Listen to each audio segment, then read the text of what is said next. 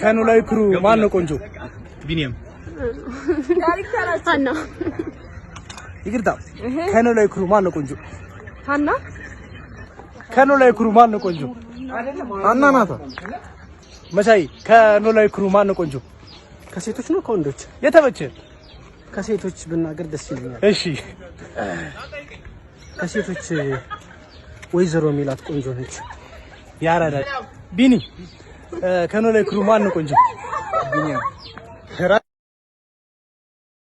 ባዩሽ እንግዲህ ምርመራ በሚያደርጉበት ለት እንግዲህ እዚው ሐኪም ቤት ነበረች። ምክንያቱም እንግዲህ ያው እርግብ ከሀና ጋር ስትጨቃጨቅ ወይንም ደግሞ ከአሴር ጋር ስትጨቃጨቅ አይታት፣ እንዲሁም ለምንድን ነው የምትጨቃጨቂው? እኔ ከሀና ጋር እንድትሟገች ወይንም ደግሞ እንድትጣሊ አይደለም እዚህ ቤት ያስገባው፣ ስራሽን ለይተሽ ማወቅ አለብሽ።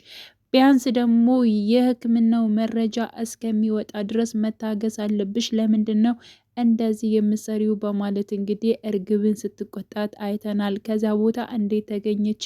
እንግዲህ የሕክምናውን ውጤት ለማስቀየር ያደረገችው ውጥረት ነው። አስቀድማ መታ እንግዲህ ምርመራው ከዚህ እንደሚደረግና እንዲሁም ደግሞ እርግብና ሀና ሕክምና እንደሚያደርጉ በምርመራው ላይ ደግሞ የነሱን ምርመራ ማቃየር እንዳለበት እንግዲህ አስቀድማ ለዶክተሩ ነግረው ነው ማለት ነው ከዛ ቦታ የተገኘችው። ስለዚህ ማንም ሳያት ተደብቃ አለች። ግን ደግሞ እርግብ ጸባዩን እንትን ስትል ግን ትወታ፣ እንዲሁም ደግሞ ለምንድን ነው እንደዚህ የምታደርጊው በማለት ተቆጥታታለች።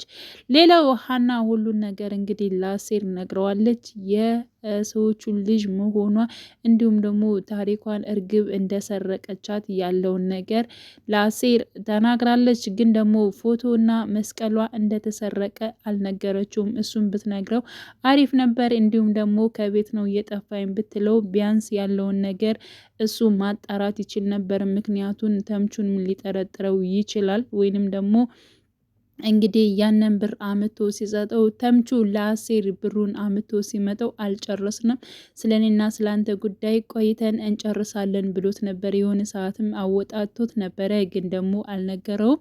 ከጊዜ በኋላ በእርግጠኝነት ድጋሚ ስለሚያነሳበት ይነግረዋል። ያንን ሲነግረው ደግሞ እሱ ማወቅ ይችል ነበር። ግን ደግሞ ሀና ስትነግረው ታሪኳን እንደሰረቀቻት እንጂ ምን አይነት ነገር እንደጠፋትና ምን እንደወሰደችባት እንደጠፋት ምንም ነገር እየነገረ ነገር አልነበረም ማለት ነው። እና እንግዲህ ያው በእርግጠኝነት ሕክምናው ያው ይቀየራል ማለት ነው። እና ውድ የቻናሌ ቤተሰቦች በያላችሁበት ሰላማችሁ ይብዛልኝ። መልካም ጊዜ ተመኘውላችሁ።